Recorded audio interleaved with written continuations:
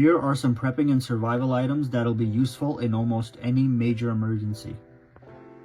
You need something to cook food and boil water if your stove at home stops working, or if you need to cook at a bug out location, and a propane stove will be perfect for that.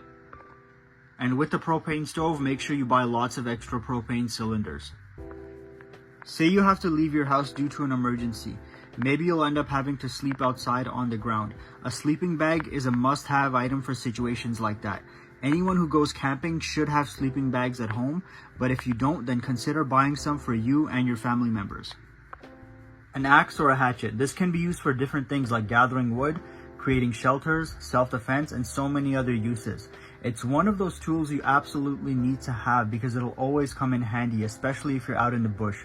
There aren't really any good substitutes for an axe or a hatchet.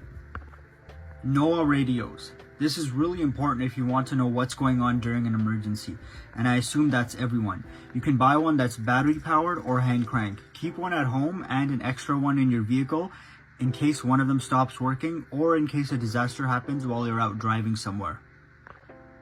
Antibiotics and over-the-counter medication. For over-the-counter medication, make sure you have things like Tylenol, Advil, Gravol, and Benadryl. For antibiotics, you need to go online to Jace Medical, where you speak to a doctor and they'll ship you 5 emergency life-saving medications and a guide on how to use them. That'll come in handy if there's an emergency and hospitals get overrun. We already have a shortage of medical personnel and antibiotics, and if an emergency happens, it'll make it 10 times worse.